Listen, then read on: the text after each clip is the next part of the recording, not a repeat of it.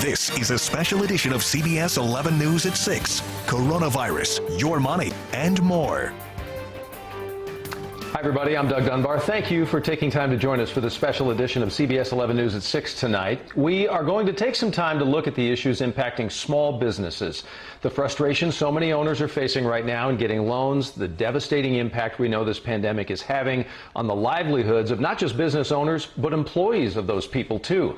We've been getting an endless list of questions from small business owners. We hear you. So during this next half hour, we're diving in as deep as we can to share the struggles, to share the answers that we have gotten, and to share the advice that we've been given. As of this moment, we know Congress is less than a day away now from greenlighting additional funding for small businesses. This deal you've heard about will inject $310 billion into the Paycheck Protection Program after that initial $350 billion dried up last week. This bill will be voted on in the House tomorrow. Then it goes directly to the president, who's already said he is ready to sign it. As I-Team reporter Brian New found out, this second round of financial help cannot come soon enough.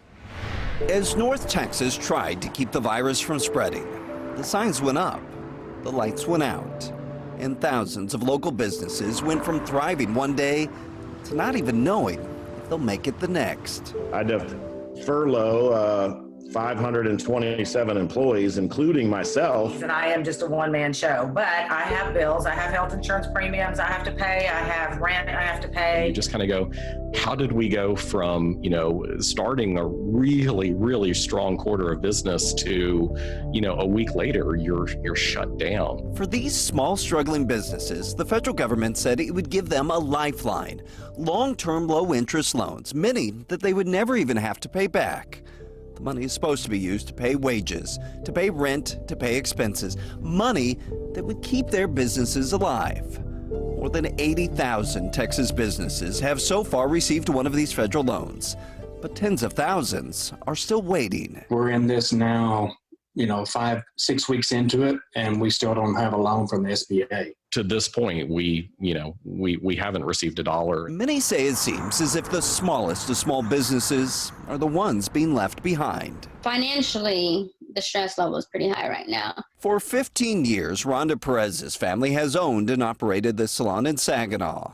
And when Tarrant County forced them to close, Rhonda says they applied for every federal loan they could find.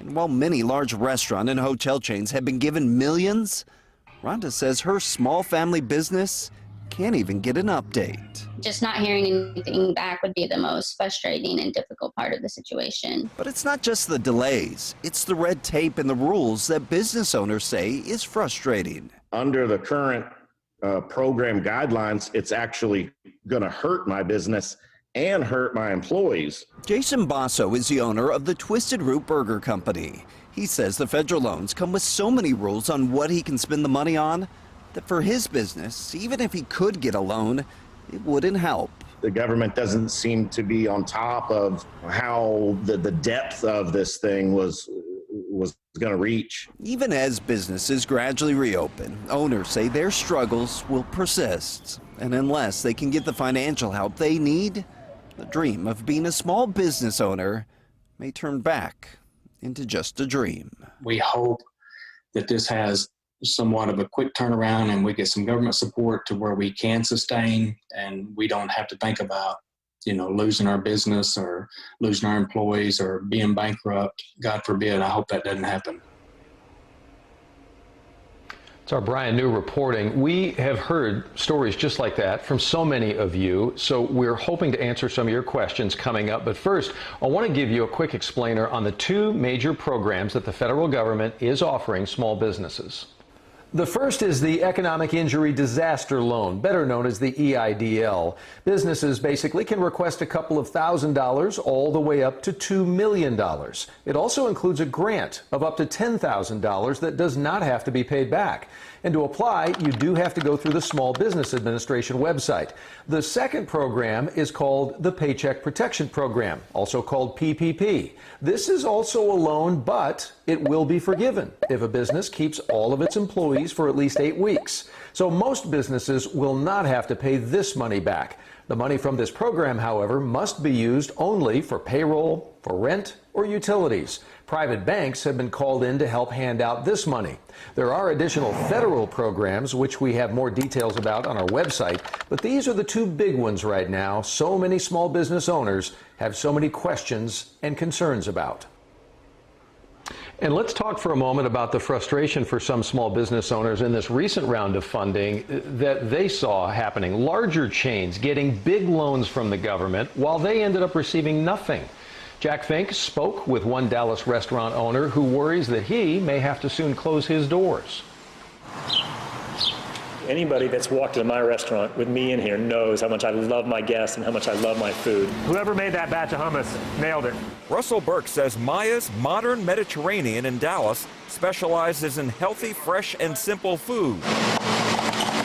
But because of the COVID-19 outbreak, he's worried about his restaurant's financial health. It'll pretty much wipe me out if we can't get going again.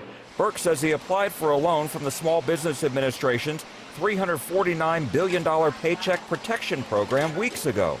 But like so many others, he never even heard whether he would receive a dime before the program itself ran out of money. I really thought that money was going to be coming shortly afterwards because I had all my ducks in a row. He says he's gone through his life savings to pay his 14 employees, but hasn't had to lay any of them off.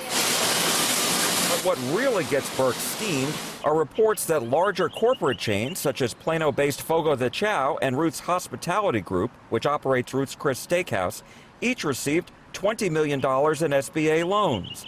The SBA says under the CARES Act, any single business entity with 500 or fewer employees could qualify for a loan of up to $10 million. The agency says a provision allows chains to apply for loans for each of its subsidiaries or its individual restaurants, paving the way for Fogo de Chao and Roots to receive the money. But I don't get why the government would allow it when a guy like me is going to go out of business. And there's a lot of guys like me, a lot of people like me. In a statement, Roots Hospitality Group told us, we will be following all guidelines set forth by the SBA and how the funds are being leveraged, including payroll assurance, for our team members in individual locations running our takeout and delivery business.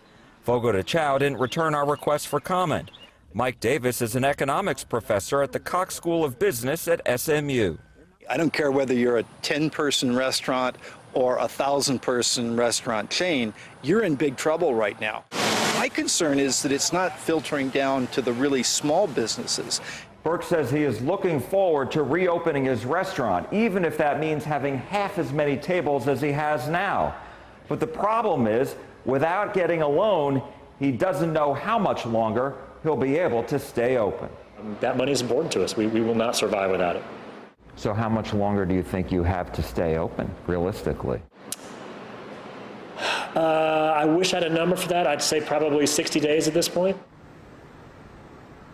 And Burke really thanks the community for rallying behind him, but unfortunately, he says, it just won't be enough to help him. Doug? Jack, based on who you've talked to, because we've both explored and talked to many different people, what's the solution, based on what you're hearing, for businesses like his to get an SBA loan? Well, the SMU professor I spoke with yesterday says it's really up to Congress to make sure that these small businesses get these loans. And the new bill approved by the Senate does include $60 billion for small, medium-sized, and community lenders. Doug? So with the likelihood of a deal being reached in Washington to the tune of $460 billion or so, we want to bring into the conversation Rodney Johnson, Director of Small Business Development at the Tarrant County Community College.